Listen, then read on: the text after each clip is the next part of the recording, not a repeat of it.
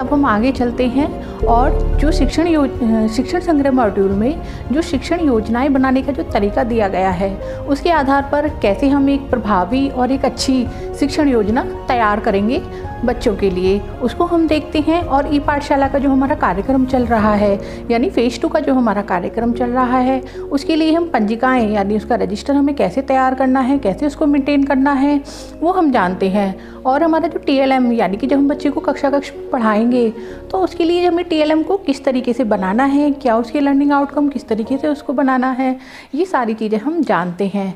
और जो हमारे बच्चे जो इस समय विद्यालय नहीं आ रहे हैं, जब वो विद्यालय आएंगे तो हम कैसे पता लगाएंगे कि उनका जो लर्निंग आउटकम यानी कि जो उनका लर्निंग लेवल है वो किस तरीके से है।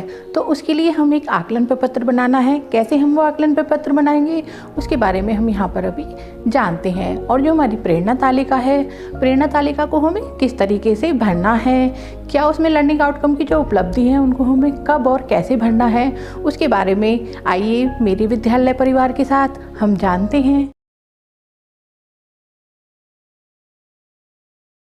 नमस्कार, मैं गीता गुप्ता, सहायक अध्यापक प्राथमिक विद्यालय कैथल सेकेंड, ब्लॉक बनियाखेड़ा, जनपद संभल। मैं आपको मिशन प्रेरणा की ई पाठशाला फेज़ 2 के बारे में बताऊंगी। इसका शुभारंभ 21 सितंबर 2020 को माननीय मुख्यमंत्री श्री योगी आदित्यनाथ जी द्वारा किया गया।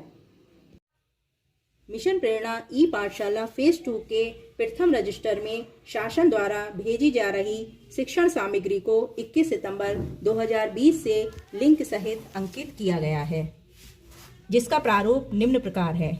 सर्वप्रथम दिनांक, सेकंड कॉलम है अभिभावकों के साथ साझा की जा रही शिक्षण सामग्री विषयवार एवं कक्षावार। थर्ड है छात्र छात्रा का नाम, कक्षा, अभिभावक का नाम, अभिभावक का मोबाइल नंबर, अभिभावक के हस्ताक्षर।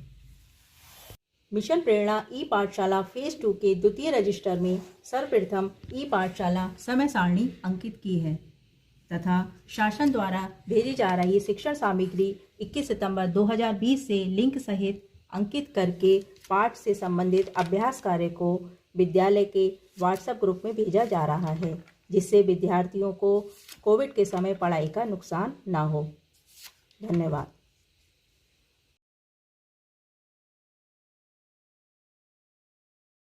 Hello everyone, myself Meenakshi, assistant teacher from primary school Bethel Second, block Baniyakheda, district Sambhal.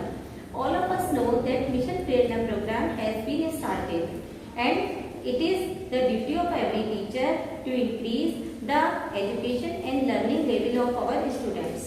Under this, teaching plan is very important. For meaningful learning, effective and interesting teaching should be done so that students may learn much and much.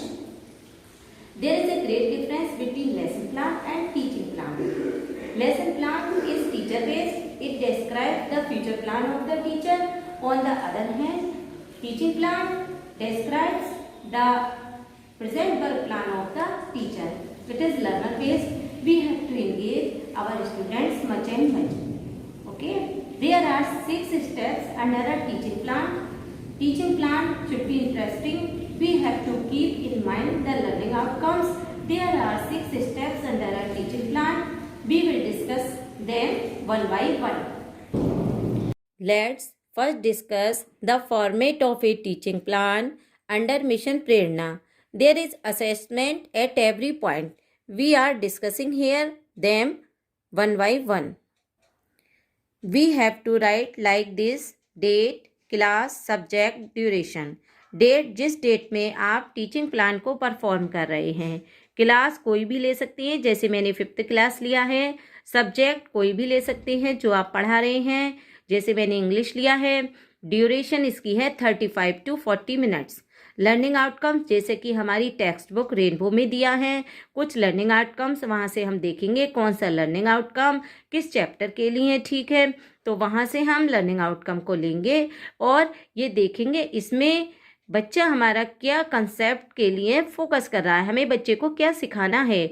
जैसे हम vowel consonant का topic पढ़ा रहे हैं या फिर हम बच्चे को सिंगुलर प्लूरल का कंसेप्ट पढ़ा रहे हैं या फिर हम बच्चे को डोमेस्टिक एनिमल या कोई बेसिक इन्फॉर्मेशन देना चाह रहे हैं, जैसे कि मैंने चैप्टर के हिसाब से इसमें डोमेस्टिक एनिमल्स के बारे में, वाइल्ड एनिमल्स के बारे में बच्चों को जानकारी दी है। हम बच्चे की कन्वर्सेशन स्किल को डेवलप करा रहे हैं, बच्चे को अफर्मेटिव निगेटिव सेंटेंस का कंसेप्ट समझा रहे हैं। तो ये हमारा जो है लर्निंग आउटकम में आता है, यानी कि हम इसको कह सकते हैं कि जो हमारे उद्देश्य हैं या दक्षताएं हैं जो बच्चे को अचीव करनी है। नेक्स्ट है टॉपिक, जैसे कि मैंने टॉपिक लिया in the zoo, teaching learning material. इसमें हम TLM यूज़ करेंगे, ज़्यादा से ज़्यादा इंगेज करेंगे कि हर लेवल का बच्चा सीख सके। जैसे कि मैंने लिया है a movie of animals, a PPT related to wild animals, chalk, duster, black board, some pictures of animals, text book है, और वीडियोस थ्रू दीक्षा ऐप का भी यूज़ करेंगे। इसके बाद हमारी शुरू होती है टीचिंग लर्निंग प्रोसेस। इसके 3 पार्ट्स हैं। In the beginning of teaching, यानी शिक्षण अधिगम प्रक्रिया, शिक्षण के प्रारंभ में, शिक्षण के मध्य में, और स्व आकलन यानी कंसोलिडेटिंग द टीचिंग। इसमें हमारा इंट्रोडक्टरी पार्ट आता है, जिसके लिए मैंने 5 मिनट्स दिए हैं। मेथड ऑफ असेसमेंट हमने कौन सा यूज़ किया है ये भी हम लिखेंगे, जैसे ऑब्जर्वेशन मेथड है, या फिर हम इसमें ऑडियो विजुअल एड यूज़ कर रहे हैं, क्वेश्चन आंसर पूछ रहे हैं, किस तरह से हम इसमें पार्टिसिपेट कर रहे हैं। उसके बाद हम इसमें बच्चे को कैसे भी बाहर के परिवेश से जोड़ते हुए कुछ दिखाते हैं, कोई विजिट करा सकते हैं, या फिर बच्चे को कोई मूवी दिखा सकते हैं। बच्चे से हिंदी और इंग्लिश में बात करेंगे कि प्रश्नोत्तर पूछेंगे, पुराने चैप्टर के आधार पर भी हम कुछ भी पूछ सकते हैं और बच्चे को उस टॉपिक तक ले आएंगे। इसके बाद आता है मिड ऑफ द पीरियड। इसके लिए 25 मिनट्स हैं। इसमें हम ब्लैक बोर्ड वर्क कराएंगे, बच्चे की रीडिंग और स्पीकिंग स्किल डेवलप होती है, और इसमें हम ज़्यादा से ज़्यादा एक्टिविटीज़ इंगेज करेंगे जिससे कि हर लेवल का बच्चा सीख सके। जैसे कि मैंने इसमें बच्चों से करेक्ट प्रोनाउंसिएशन कराने को टेक्स्ट रीडिंग कराई है, बच्चों को डिफ़िकल्ट वर्ड्स लिखाए हैं, बच्चों को ग्रुप में डिवाइड करके उनसे एनिमल्स नेम निकलवाए हैं, उनकी स्पेलिंग के बारे में बच्चों को बताया है। और इसके अलावा मैंने इस टॉपिक को और सब्जेक्ट से रिलेट करते हुए, EVS से रिलेट करते हुए, या और हिंदी, इंग्लिश, किसी भी सब्जेक्ट से हम उसको रिलेट करते हुए बच्चे को उसका भी सामान्य जानकारी देंगे। नेक्स्ट आता है कंसोलिडेटिंग द टीचिंग। इसके लिए 10 मिनट्स हैं, और इसमें हम एसेस करेंगे कि हमने बच्चे को जो भी पढ़ाया है उसका प्रश्नोत्तर पूछ सकते हैं, बच्चों से प्रश्न कर सकते हैं, बच्चों का लेवल जानेंगे। और इसके अलावा हम इसमें रोल प्ले करा सकते हैं, बच्चों को एक्टिविटीज़ करा सकते हैं, कुछ भी हम उनसे पूछ सकते हैं। तो हमारी टीचिंग लर्निंग प्रोसेस के अंतर्गत बच्चे ने कितना गेन किया है उसको देखने के बाद हम बच्चे को होम असाइनमेंट देंगे। होम असाइनमेंट बच्चा घर पर जाकर प्रैक्टिस कर सके, बच्चा रिवाइज कर सके, बच्चा उसे फिर से अपने अभ्यास में अपने ज्ञान को परमानेंट कर सके, इसलिए होम असाइनमेंट देंगे। इसमें हम टेक्स्ट बुक से बच्चे को फिलअप्स हैं, या फिर क्वेश्चन आंसर हैं, या फिर हम इसमें दीक्षा ऐप से काफ़ी एक्सरसाइजेज दिए हैं वहाँ से दे सकते हैं। Future plan of the teacher.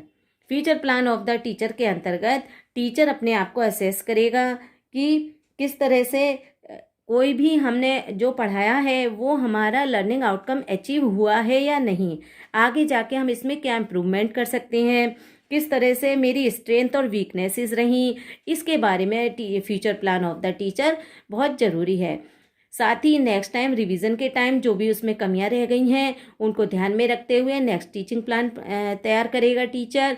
और इसमें हम संपर्क फाउंडेशन ऐप से भी वीडियोज़ हैं, या फिर एक्टिविटी है, या फिर स्टोरीज़ हैं, उन्हें ले सकते हैं। बच्चों को पूरा चैप्टर रिवाइज हो जाएगा। जैसे इसमें एक पोएम इन द जू से रिलेटेड दे रखी है, माई दादाजी हैड अ फार्म E-I-E-I-O, माई दादाजी हैड अ कैट E-I-E-I-O। तो इससे बच्चे को इंटरेस्ट क्रिएट होगा, और जो बच्चे रह गए हैं जिन्होंने थोड़ा सा कम गेन किया है वो भी इस चैप्टर को इंटरेस्टिंगली समझेंगे। I hope this is clear. Thank you so much.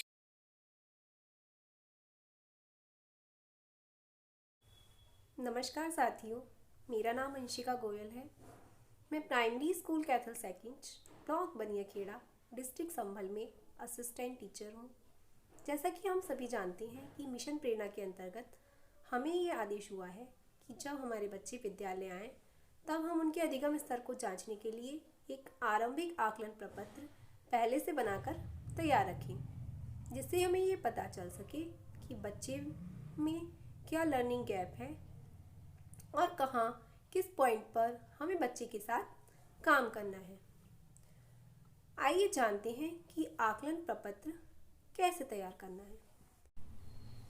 जैसा कि मैंने कक्षा 4 का गणित के आकलन प्रपत्र का ब्लूप्रिंट तैयार किया है, इसमें मैंने कुल 15 प्रश्न लिए हैं। प्रत्येक प्रश्न 3 अंक का है। इस प्रकार कुल अंक हो जाते हैं 45। हमें ये ध्यान रखना है कि जब हम कक्षा 3 से कक्षा 5 का आकलन प्रपत्र बनाएंगे तब हम कुल प्रश्नों की संख्या 15 रखेंगे। अगर हम कक्षा 6 से कक्षा 8 का आकलन प्रपत्र तैयार करेंगे तब हमें कुल प्रश्नों की संख्या 25 लेनी है। इस प्रकार हमारे कुल अंक हो जाएंगे 75। अब आते हैं क्राइटेरिया 1 पर। इस आकलन प्रपत्र में हमें 4 प्रकार के प्रश्नों का समावेश करना है। ज्ञानात्मक 20%, बोधात्मक 50%, अनुप्रयोगात्मक 20% और तर्कात्मक प्रश्न 10% लेने हैं। हमें ये ध्यान रखना है कि जब हम प्राथमिक स्तर का आकलन प्रपत्र बनाएंगे तब हमें 10 वस्तुनिष्ठ और 5 आत्मनिष्ठ प्रकार के प्रश्न लेने हैं। इसी प्रकार जब हम कक्षा 6 से कक्षा 8 का आकलन प्रपत्र तैयार करेंगे तब हमें 20 वस्तुनिष्ठ और 5 आत्मनिष्ठ प्रकार के प्रश्नों का समावेश करना है। अब आते हैं क्राइटेरिया 2 पर। इस आकलन प्रपत्र में हमें आसान, औसत और कठिन तीनों प्रकार के प्रश्नों का समावेश करना है। आसान प्रश्न 30%, औसत 50% और कठिन प्रश्न 20% लेने हैं। आइए जानते हैं क्राइटेरिया 3 को। जैसे कि मैंने कक्षा 4 का आकलन प्रपत्र तैयार किया है, इसलिए मैंने इसमें कक्षा 1, कक्षा 2 और कक्षा 3 के लर्निंग आउटकम पर बेस्ड क्वेश्चंस लिए हैं। कक्षा 1 के लर्निंग आउटकम पर बेस्ड 26% क्वेश्चंस लिए हैं। कक्षा 2 के 34% और 3 के 40%। हम इसको अपने अकॉर्डिंग चेंज भी कर सकते हैं, बस हमें ये ध्यान रखना है कि हमें कक्षा 3 के प्रतिशत ज़्यादा लेने हैं, कक्षा 2 के उससे कम और कक्षा 1 के सबसे कम। अब आइए जानते हैं क्राइटेरिया 4 पर। इसमें मैंने कक्षा 1, कक्षा 2 और कक्षा 3 की जो प्रश्न लिए हैं उनका प्रेरणा सूची में लर्निंग आउटकम की जो क्रम संख्या है वो मैंने दिखा रखी है। इसके बाद मैंने प्रश्न 1, प्रश्न 2, प्रश्न 3 इस प्रकार के कुल 15 प्रश्न इस आकलन प्रपत्र में सम्मिलित किए हैं। इसके बाद मैंने इस आकलन प्रपत्र को जांचने के लिए एक उत्तरमाला तैयार की है, जिससे हमें पता चल सके कि कौन सा प्रश्न बच्चे ने ठीक किया है और कौन सा गलत किया है। धन्यवाद।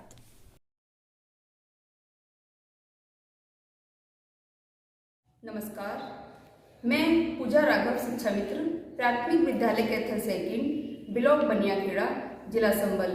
जैसा कि मिशन प्रेरणा के अंतर्गत विभाग के द्वारा दिए गए दिशा निर्देशों के अनुसार मैं एक आज मल्टीपर्पज TLM बनाने जा रही हूँ। ये TLM भाषा विषय से संबंधित है। इस TLM का नाम महीनों के नाम विदिनों के नाम है। आइए हम जानें कि इसे बनाने के लिए हमें किस किस सामग्री की आवश्यकता होगी। इसे शादी के पुराने cards, sketch colour, marker, colourful tape, Fevicol आदि। इस TLM को हम इस प्रकार बनाएंगे। महीनों के नाम जनवरी, फरवरी, मार्च, अप्रैल, मई, जून, जुलाई, अगस्त, सितंबर, अक्टूबर, नवंबर, दिसंबर। इसी तरीके से सप्ताह के दिनों के नाम रविवार, सोमवार, मंगलवार, बुधवार, गुरुवार, शुक्रवार, शनिवार। इस TLM के लर्निंग आउटकम हैं, इससे बच्चों को महीनों के नाम, दिनों के नाम, रंगों के नाम व विभिन्न प्रकार की आकृतियों के बारे में बता सकते हैं। ये TLM बेस्ट मटेरियल द्वारा तैयार किया गया है। इसका प्रयोग हम कक्षा 2 से कक्षा 5 तक के बच्चों के लिए कर सकते हैं। धन्यवाद।